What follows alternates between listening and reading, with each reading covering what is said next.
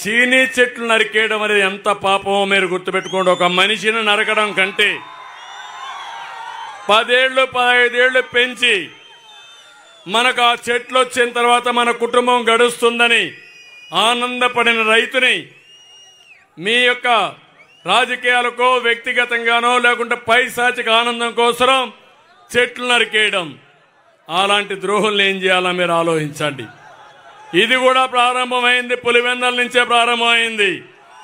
ఇప్పుడు హత్యా రాజకీయాలు కూడా పులివెందల నుంచే స్టార్ట్ అయినాయి. ఒకటే హామీ ఇస్తున్నా, నా వెనక నడవండి, నన్ను నమ్మండి. ఇలాంటి అరాచకాల్ని భూస్థాపితం చేసే బాధ్యత నాది. తీవ్రవాదులను అణిచివేసిన పార్టీ,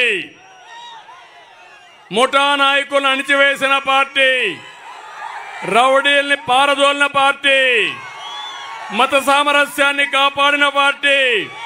ఇప్పుడు చెప్తున్నా, రాజకీయ విధ్వంసకారుల్ని మట్టిలో పెట్టే కార్యక్రమం కూడా నేను చూస్తానని చెప్పి మీకు హామీ ఇస్తున్నా.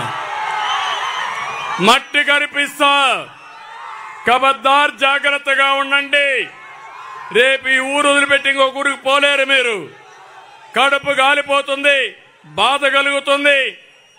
కానీ ఇలాంటి దుర్మార్గుల్ని ఏం చేయాలనేది ఆవేదన, బాధ. అందుకే మిమ్మల్ని కోరుతున్నా, రేపటి నుంచి ప్రభుత్వం వస్తే మీరందరూ బాగుంటారు. అవునా కాదా? అందుకే గట్టిగా ఇవన్నీ నిరసన తెలియజేస్తూ గట్టిగా ఖండించి మేమందరం పనిచేస్తామని సంఘీభావాన్ని తెలియజేయండి.